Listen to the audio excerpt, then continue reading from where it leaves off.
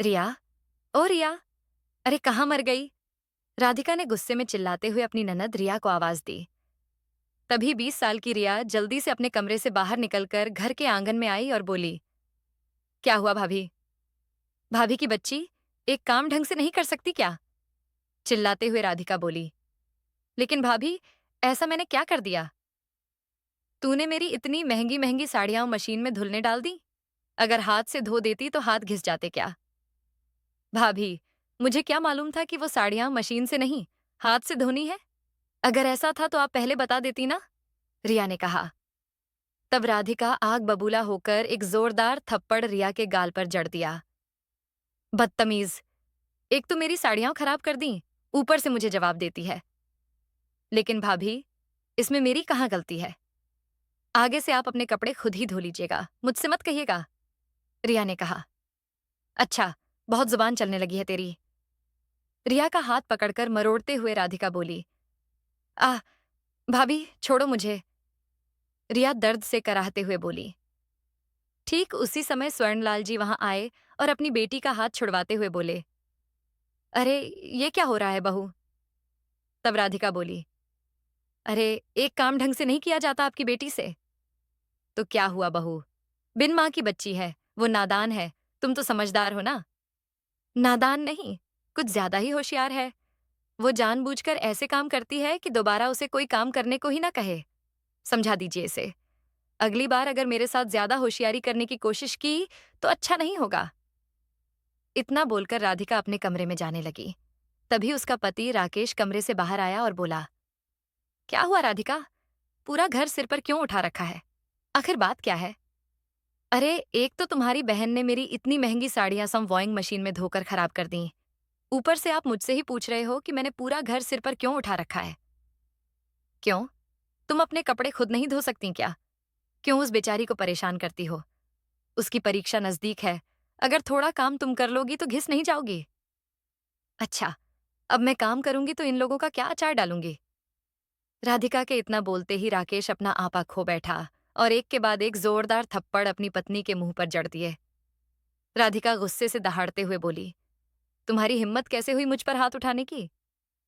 तो क्या आरती उतारूं तुम्हारी, जो आए दिन घर में कोई ना कोई बखेड़ा खड़ा करके रखती हो? बेटे बहू को यूं लड़ते देख स्वर्णलाल जी बोले, नहीं बेटा, यूं हाथ उठाना तुम्हें शोभा नहीं देता। छोटी मोटी बातें तो चलती रहती हैं, लेकिन तुम लड़ाई मत करो, मैं हाथ जोड़ता हूं। तब गुस्से से भड़कते हुए राधिका बोली, बस रहने दीजिए, आप तो कुछ बोलिए ही मत। खबरदार जो मेरे पिताजी से इस तरह बदतमीजी से बात की। तो क्या? मैं डरती नहीं हूं किसी से। अभी मैं अपने पापा को फोन करके बुलाती हूँ। ऐसा कहते हुए राधिका पैर पटकते हुए अपने कमरे में चली गई। देख बेटा, बहू को रोक ले, यूं बात बढ़ाकर कोई फायदा नहीं है। पिताजी, आप हर बार मुझे समझा बुझाकर मामला शांत करने को कहते हैं, और यही कारण है कि उसकी हिम्मत आज इतनी बढ़ गई है। इधर राधिका ने गुस्से में आकर अपनी माँ को फोन लगाया और रोते हुए बोली, माँ, ससुराल में सब मुझसे लड़ते झगड़ते हैं। आज तो आपके दामाद ने मुझ पर हाथ भी उठाया।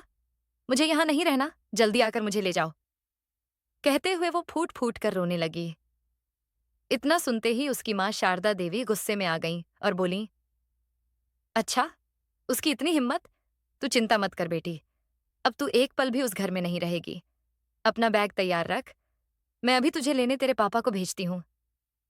अरे क्या हुआ भाग्यवान, किससे बात कर रही थी?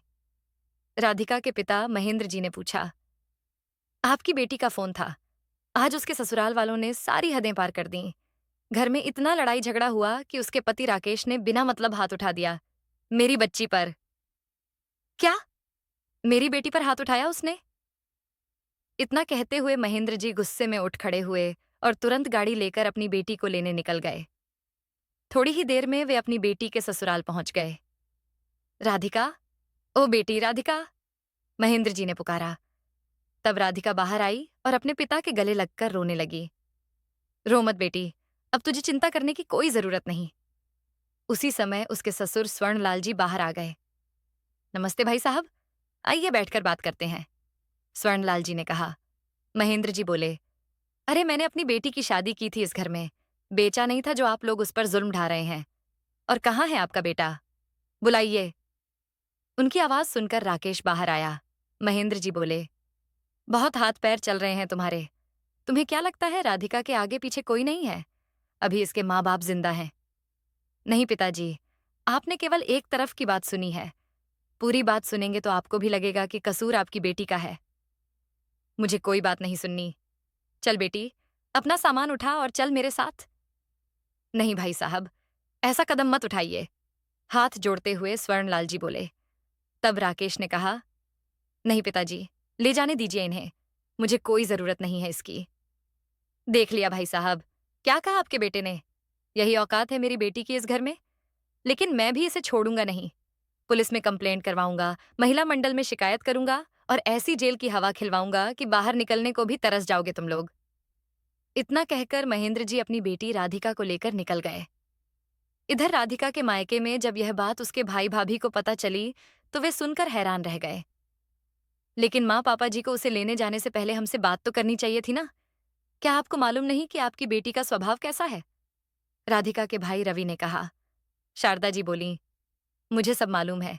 बहुत अच्छी है मेरी बेटी, कमी उन लोगों में है, मेरी बेटी में नहीं। इतने में महेंद्र जी राधिका को लेकर घर आए और रोती हुई राधिका अपनी माँ के गले लग गई। महेंद्र जी बोले, नहीं बेटी, अब तू नहीं रोएगी। रोएंगे तो वो लोग जिन्होंने मेरी बेटी को खून के आंसू रुलाए हैं। फिर शारदा जी बोली, हे भगवान, मार मार कर मेरी फूल सी बच्ची का क्या हाल कर दिया है उन लोगों ने। तब उसकी भाभी सुप्रिया बोली, लेकिन पापा जी, मुझे यह तो बताइए कि राधिका को यहां लेकर आने से क्या समस्या का हल निकल जाएगा? अपनी बहू की बात सुनते ही शारदा जी रोष भरी आवाज में बोली, समस्या का हल कैसे निकालना है वो हम जानते हैं। तुम ज्यादा दिमाग मत चलाया करो। मेरी बेटी बेचारी भूख प्यासी आई है, उसके लिए खाने का इंतजाम करो। उनकी बात सुनकर सुप्रिया चुपचाप वहां से चली गई। तब राधिका बोली, माँ, भाभी तो कुछ ज्यादा ही बोलती है। अरे तू चिंता मत कर बेटी, अभी तेरे माँ बाप जिंदा हैं। हम जानते हैं कि हमारी बेटी का कोई कसूर नहीं है, फिर किसी के बोलने से क्या फर्क पड़ता है? अपने बेटे रवि को गहरी नजरों से देखते हुए बोले।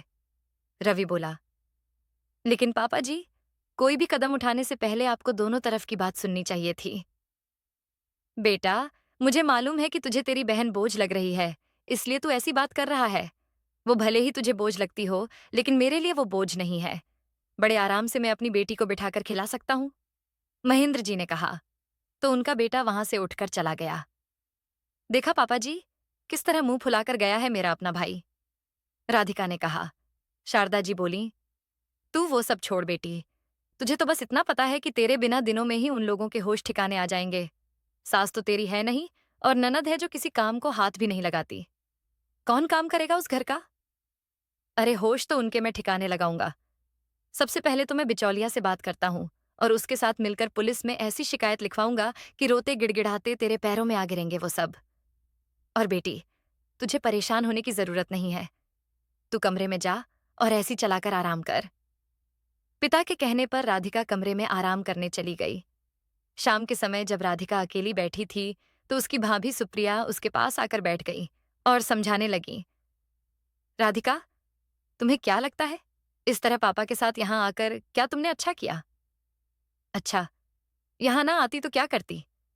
वहां बैठी मार खाती रहती और नौकरानियों की तरह घर के काम करती रहती। अरे, इन छोटी छोटी बातों पर अपना घर छोड़कर मायके नहीं आना चाहिए। अरे भाभी, भैया तो आपके साथ बहुत अच्छा व्यवहार करते हैं, तभी आज आप ये बात कह रही हैं। जिस दिन उन्होंने आपको एक थप्पड़ भी लगा दिया ना, उस दिन आप भी यही कदम उठाने पर मजबूर हो जाएंगी। मैंने तो अब तक बहुत कुछ सहन किया है, और जब पानी सिर से ऊपर चला गया तभी यह कदम उठाया है। लेकिन राधिका, यूं घर बैठकर कब तक काम चलेगा? अपने ससुराल तो वापस जाना ही पड़ेगा। क्यों? मैं क्यों वापस जाने लगी? वहां जब वो लोग सुधरने को तैयार नहीं हैं तो मैं क्यों वहां जाकर अपनी जिंदगी खराब करूं? मैं उनसे तलाक लेकर अपनी जिंदगी की फिर से शुरुआत करूंगी। कोई अच्छा सा लड़का देखकर मेरे माँ बाप मेरी दूसरी शादी करवा देंगे। राधिका बोली।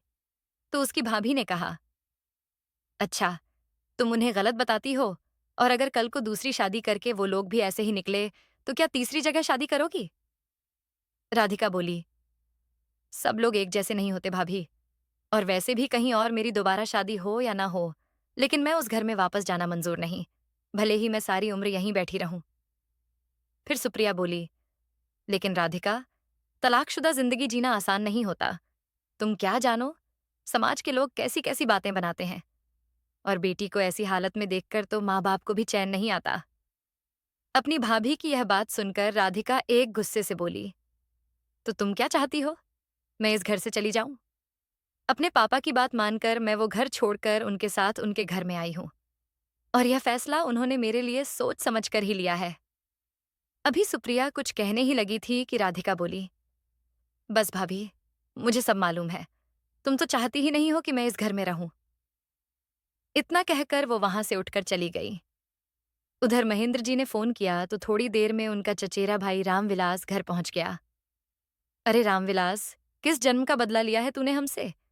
मेरी बेटी तेरी कुछ नहीं लगती थी जो उसका ऐसी जगह रिश्ता करवा दिया, और हमने भी तेरी बात मानकर उसे ऐसे घर में पटक दिया। ऐसी जगह रिश्ता करवाया मतलब? अच्छा भला घर है, घर वाले भी अच्छे हैं, कमी किस बात की है? रामविलास ने कहा। महेंद्र जी बोले, अच्छा, वो लोग मेरी बेटी को मारते पीटते हैं, लड़ाई झगड़ा करते हैं, और तुझे उस घर में कोई कमी नजर नहीं आती? अरे भाई महेंद्र, घर में छोटी मोटी बात हो जाए तो उसे तो यूं ही सुलझा लेना चाहिए। छोटी मोटी बात नहीं, हाथ उठाया है उसने मेरी बेटी पर। बिठाकर समझा भी सकते थे कि यह गलती है, आगे से ध्यान रखना। लेकिन नहीं, वो तो सीधे मार पर ही उतर आए। अच्छा, उसने हाथ उठाया तो तुम लोगों ने क्या किया? करना क्या था? मैं जाकर ले आया अपनी बेटी को। अपनी दुखी बेटी को वहां कैसे छोड़ सकता था? बस यही तो तुम्हारी गलती है कि बेटी ने फोन किया नहीं और जाकर उसे ले आए। तुम्हारी बेटी को उसकी ननद या ससुर ने तो नहीं मारा ना? उसके पति ने हाथ उठाया है, और वो भी कोई बहुत बड़ी गलती की होगी उसने। अगर 1-2 घंटे रुक जाते तो मामला अपने आप ही शांत हो जाता। और फिर अगर लेने भी गए तो कम से कम बैठकर पूछना तो चाहिए था कि क्या बात हुई। शांति से बैठकर बातचीत करते, तभी तो किसी समस्या का हल निकलता। लेकिन नहीं, तुमने तो पुलिस में कंप्लेंट करने की धमकी देकर मामले को और ज्यादा उलझा दिया। रामविलास जी की यह बात सुनकर महेंद्र जी सोच विचार में पड़ गए। फिर रामविलास जी बोले, अब मेरी बात ध्यान से सुनो। अब तक जो हो गया सो हो गया। अब शांति से अपनी बेटी को उसके ससुराल वापस भेज दो। अरे, इतना कुछ हो जाने के बाद भी तुम मुझे अपनी बेटी को वापस भेजने को कह रहे हो? अगर उन्होंने वापस उसके साथ मारपीट की तो? देखो भाई महेंद्र, ठंडे दिमाग से काम लो। जो उचित है मैं वही कह रहा हूं। मैंने स्वर्णलाल जी से बात की है, अब कोई ऐसी बात नहीं होगी। ठीक है रामविलास, तुम्हारे कहने पर मैं राधिका को वापस भेज देता हूँ। लेकिन अगर दोबारा कोई ऐसी बात हुई तो मैं तुम्हारी भी नहीं सुनूंगा। रामविलास जी के बार बार कहने पर महेंद्र जी अपनी बेटी को ससुराल वापस भेजने को तैयार हो गए, और अगले दिन उसे रामविलास जी के साथ उसके ससुराल भेज दिया। अरे चाचा, आप यहाँ कैसे? रामविलास जी को अपने घर में देखकर राकेश बोला। रामविलास जी ने कहा, बस बेटा, तुम्हारी अमानत तुम्हें सौंपने आया हूं। उसी समय राधिका घर के अंदर आई। उसे देखते ही राकेश बोला, नहीं चाचा, अब ये इस घर में नहीं रह सकती। जहां से लाए हैं वहीं वापस ले जाइए। उसी समय स्वर्णलाल जी बाहर आए और बोले, अरे बेटा, ये तू कैसी बातें कर रहा है? वो वापस आ गई है तो तुम शांति से अपना घर बसाओ। नहीं पिताजी, आपको मालूम है ना कि राधिका के पापा ने हमें क्या कहा था? अरे बेटा, गुस्से में इंसान क्या क्या नहीं कह देता। अब सारी बातों को भूलकर नई सिरे से जिंदगी शुरू करो, स्वर्णलाल जी ने कहा। राकेश बोला, ठीक है, लेकिन इसे कह दीजिए कि अगर यहां रहना है तो काम तो खुद ही करना पड़ेगा। मेरी बहन इसके हाथ में खाने की थाली नहीं देगी। रामविलास जी बोले, अरे ये भी कोई बात हुई? उसका खुद का घर है तो काम क्यों नहीं करेगी? स्वर्णलाल जी बोले, अरे ननद भाभी मिलकर काम कर लेंगी, कोई परेशानी नहीं होगी। बेटी, तुम अंदर जाओ। किसी तरह स्वर्णलाल जी ने बात संभाली और अपनी बेटी को आवाज देकर 2 कप चाय बनाने को कहा। अरे नहीं, अब मैं चलता हूं, बच्चों का ख्याल रखिएगा, कहते हुए रामविलास जी वहां से चले गए। इधर बेटी को ससुराल भेजकर महेंद्र जी अपनी चारपाई पर आराम फरमा रहे थे। तभी उनके पास उनके साले का फोन आया और बोला, अरे जीजा जी, मुझे पता चला कि राधिका बिटिया आई थी। हाँ भाई, आई तो थी, अभी थोड़ी देर पहले ही अपने ससुराल वापस भेजा है उसे। अरे, उन्होंने तुम्हारी बेटी पर हाथ उठा दिया और तुमने उसे वापस भेज दिया? उन लोगों को जेल की हवा खिलानी चाहिए थी। हाँ भाई, चाहता तो मैं भी यही था, लेकिन अपने भाई के कहने पर मैं समझौता करने को तैयार हो गया। लेकिन जीजा जी, राधिका बेटी भी मार खा खा कर कितने दिन वहां रहेगी? घर तो तब बसेगा ना जब दोनों तरफ से कोशिश हो। हाँ भाई, बात तो सही है, महेंद्र जी बोले। उनके साले ने कहा, अब अगर वो लोग ठीक से रहते हैं तो ठीक, नहीं तो इस बार उनकी अक्ल ठिकाने लगा देंगे। कोर्ट केस करवाकर अगर उन्हें नाक रगड़ने पर मजबूर नहीं किया तो मैं भी लड़की का मामा नहीं। ठीक है जीजा जी, अब मैं फोन रखता हूँ। कोई जरूरत हो तो बताइएगा। आज राधिका को अपने ससुराल आए 2 दिन बीत चुके थे। सुबह के समय स्वर्णलाल जी ने राधिका को आवाज देकर कहा, अरे राधिका बेटी, जल्दी से मेरे लिए नाश्ता बना दो। आज मुझे खेत में जल्दी जाना है। रिया बेटी तो अपनी परीक्षा देने गई है, नहीं तो मैं उसे कह देता। अपने ससुर की इतनी बात सुनते ही राधिका नींद से जागी और गुस्से से पैर पटकती हुई बाहर आई। हाँ तो क्या हुआ? रसोई घर को ताला तो नहीं लगा? खुद जाकर 2 रोटी बनाकर खा लो। मैं यहाँ किसी की नौकरानी नहीं हूं, जब ऑर्डर दे देकर काम करवा लिया। अरे बेटी, इसमें नौकरानी वाली कौन सी बात हो गई? 2 रोटियां ही तो बनानी है। 2 रोटियां हो या 4, मुझसे नहीं पकाई जाती। जिसे खानी हो खुद जाकर पका ले। चिल्लाते हुए राधिका ने कहा। राकेश आवाज सुनकर बाहर आया। क्या हुआ पिताजी? आज फिर कोई बात हुई क्या? अरे बेटा, मैंने तो सिर्फ 2 रोटी पकाने को कहा था, राकेश ने पूछा। तो? राधिका चिल्लाई। फिर क्या? मैं किसी की नौकरानी नहीं हूं जो इशारों पर नाचती फिरूं। जिसे खाना खाना है खुद जाकर पका ले। राधिका के इतना कहते ही राकेश ने उसके गाल पर एक जोरदार थप्पड़ जड़ दिया। ना बेटा, उसे मारता क्यों है? यूं लड़ाई झगड़ा करके अपना घर क्यों बिगाड़ रहे हो? स्वर्णलाल जी ने अपने बेटे को रोकने की कोशिश की, तो राधिका उन पर ही भड़क पड़ी। अरे घर तो मेरा तुम लोगों ने बिगाड़ रखा है। इस लड़ाई झगड़े की जड़ सिर्फ और सिर्फ तुम बूढ़े हो। राधिका की इतनी बात सुनते ही राकेश ने गुस्से में आकर उसे एक और थप्पड़ जड़ दिया। फिर राधिका गुस्से से आग बबूला होते हुए बोली, जिन हाथों से तुमने मुझे मारा है ना, उन्हीं हाथों से जेल की चक्की न पिसवा दूं तो मेरा नाम भी राधिका नहीं।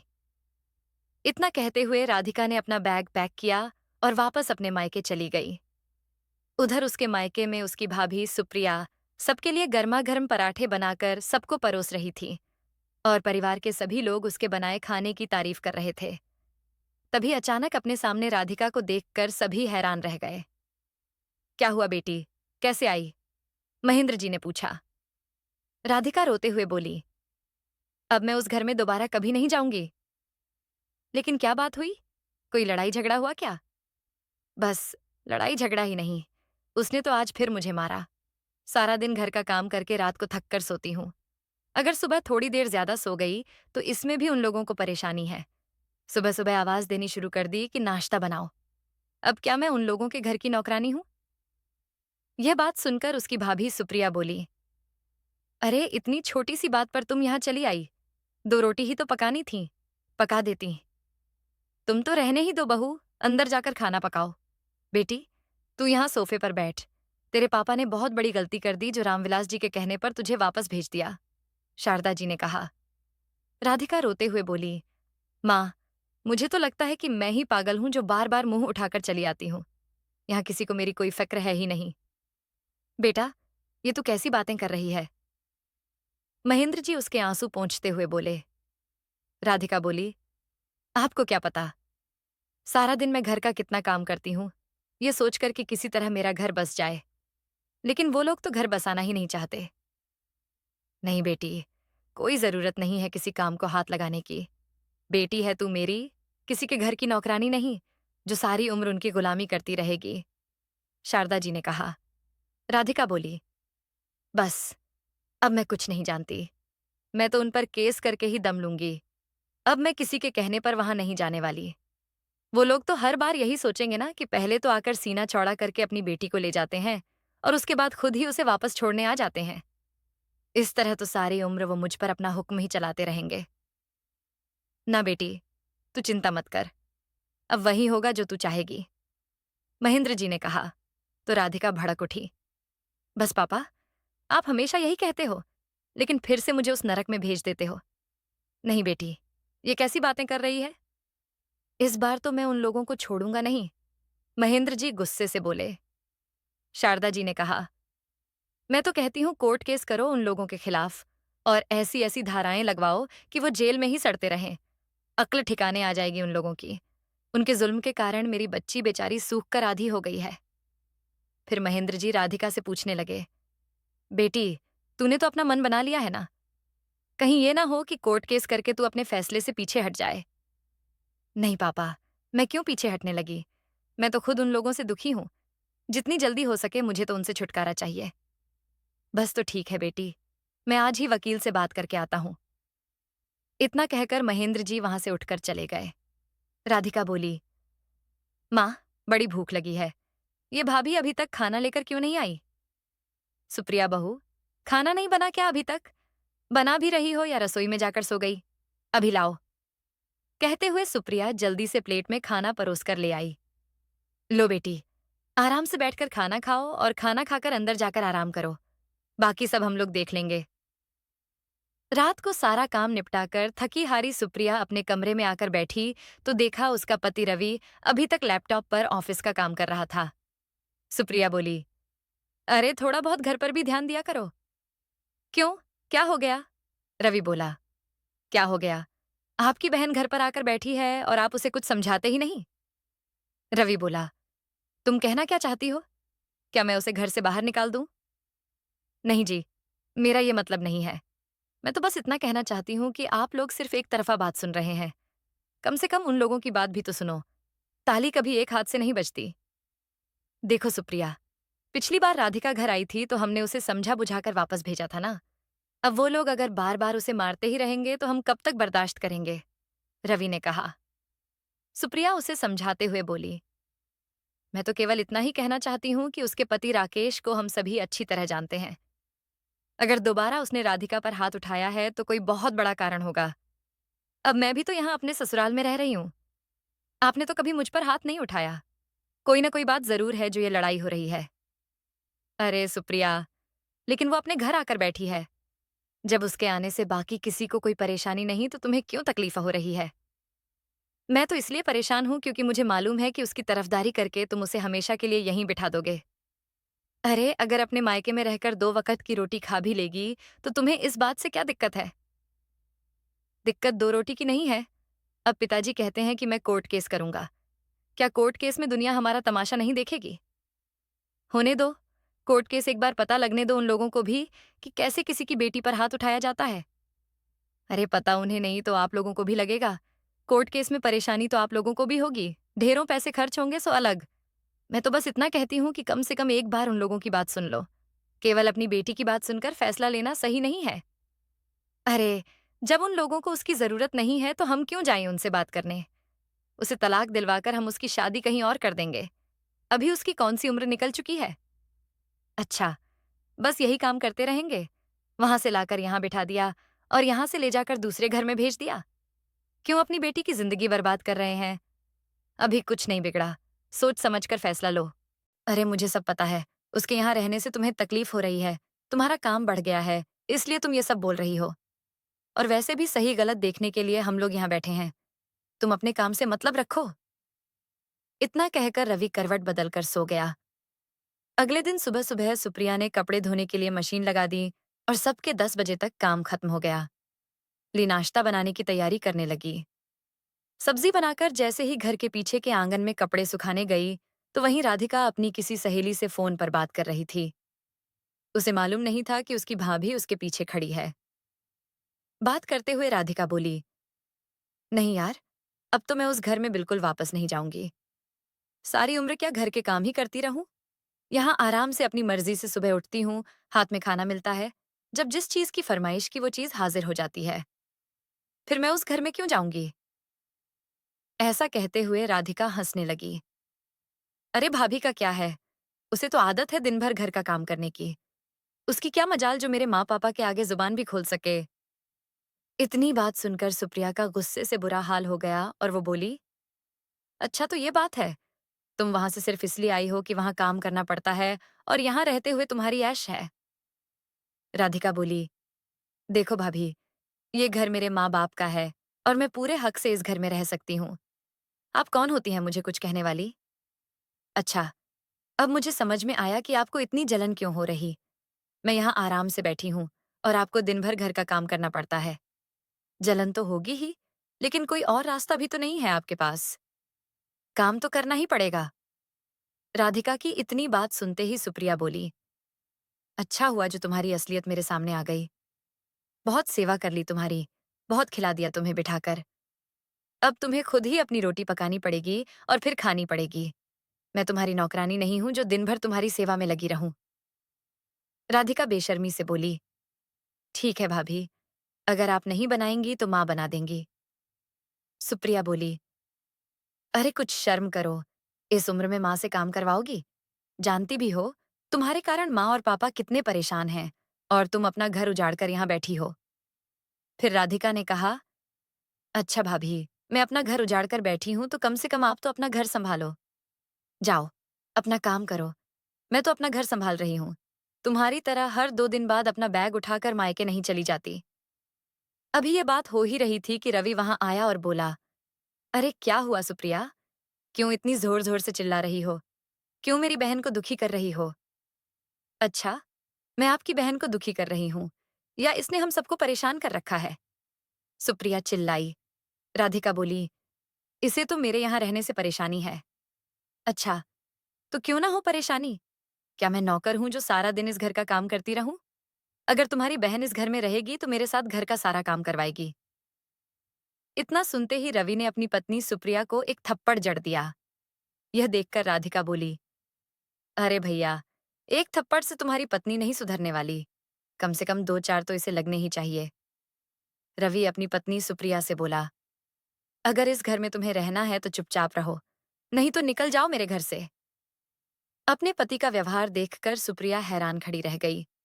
लेकिन अब उसने भी तय कर लिया था कि वो इस घर 2023 में नौकरानी की हैसियत से अब नहीं रह सकती। वो अपने कमरे में गई और सामान पैक करने लगी।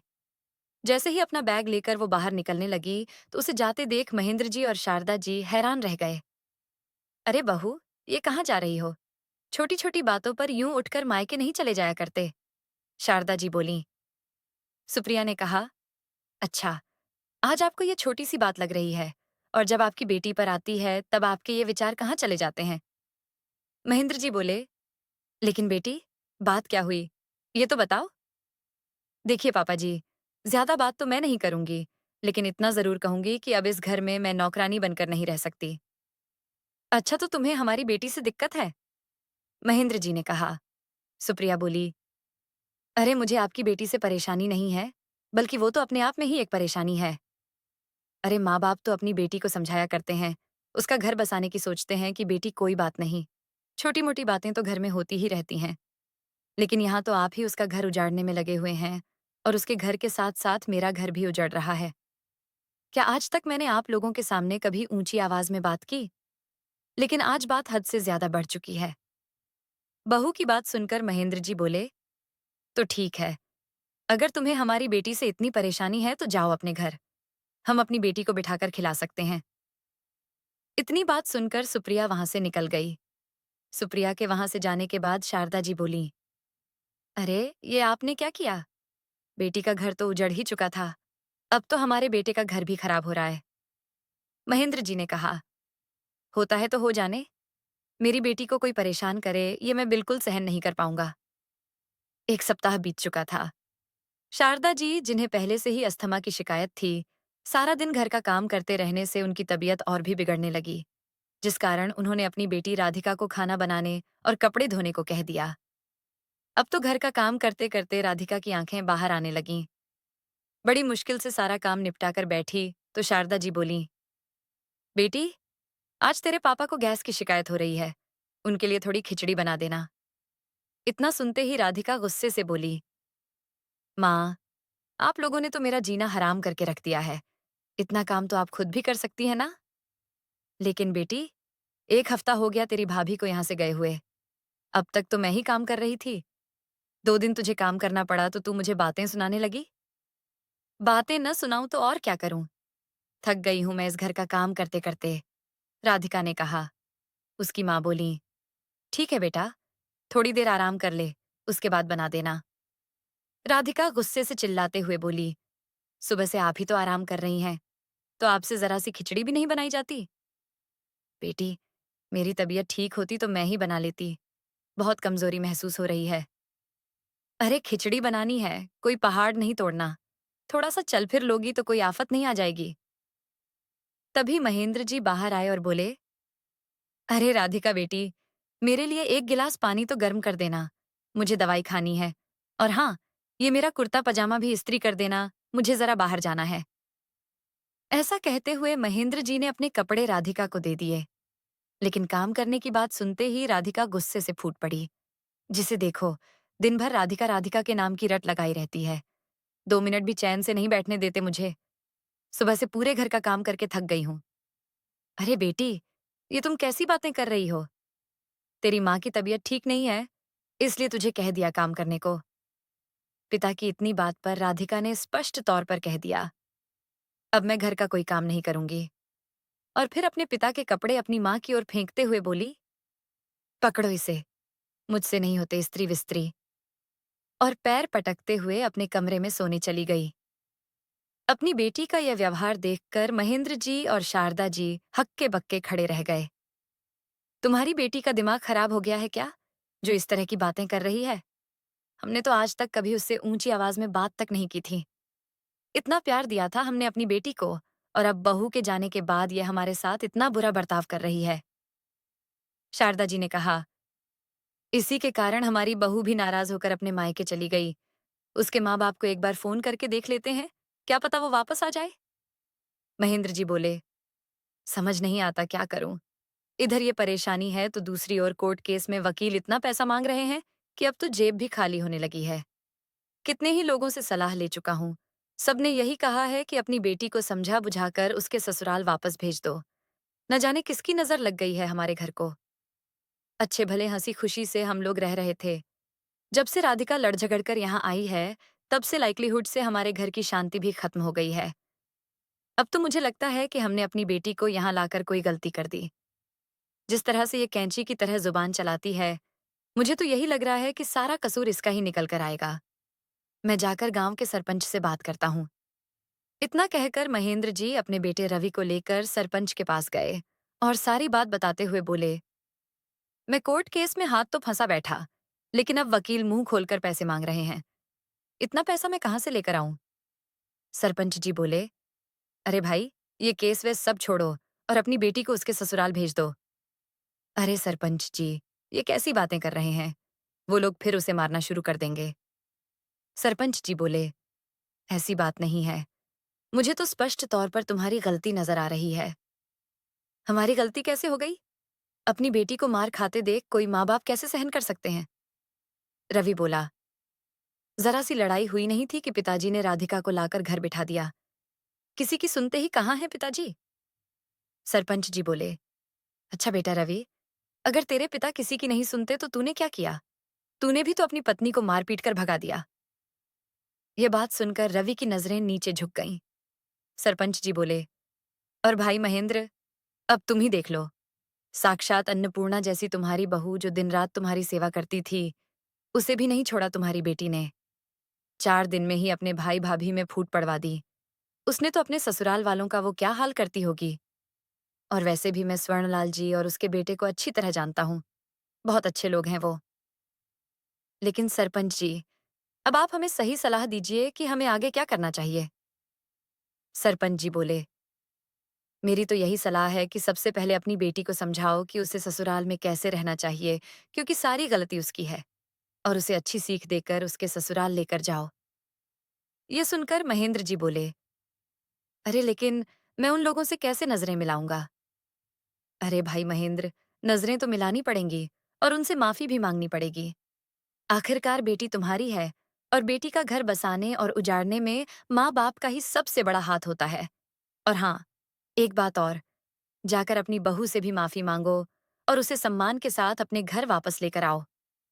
सरपंच जी से बात कर महेंद्र जी जैसे ही अपने घर में वापस आए तो शारदा जी पूछने लगीं, क्या हुआ? क्या कहा सरपंच जी ने? वो सब मैं बाद में बताता हूँ। सबसे पहले मुझे एक जरूरी काम करना है। ऐसा कहते हुए महेंद्र जी राधिका के कमरे में गए और उसे खींचकर 2 थप्पड़ जड़ दिए। तभी शारदा जी कमरे में आईं और बोली, ये क्या किया आपने? अपनी बेटी पर हाथ उठा दिया? महेंद्र जी बोले, तुम पूछ रही थी ना कि सरपंच जी ने क्या कहा। सरपंच जी ने भी यही कहा है कि गलती तुम्हारी बेटी की है, जिसकी वजह से दो दो घर उजड़ रहे हैं। और राधिका, मेरी एक बात कान खोलकर सुन लो। कल मैं तुझे तेरे ससुराल जाकर छोड़कर आऊंगा, और उसके बाद अगर तूने वहां ज्यादा छू चप्पड़ की या किसी से बदतमीजी से बात की, तो अपनी हालत की जिम्मेदार तू खुद होगी। और हाँ, घर का एक एक काम तू खुद करेगी।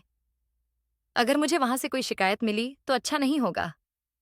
कल तेरे जाने के बाद मैं अपने घर की लक्ष्मी को इस घर में वापस लेकर आऊंगा, जिसे तेरे कारण इतने दुख सहन करने पड़े। और हाँ, लड़ झगड़ कर यहाँ वापस आने के बारे में तो सोचना भी मत, नहीं तो मुझसे बुरा कोई नहीं होगा। तो दोस्तों, ये थी आज की कहानी।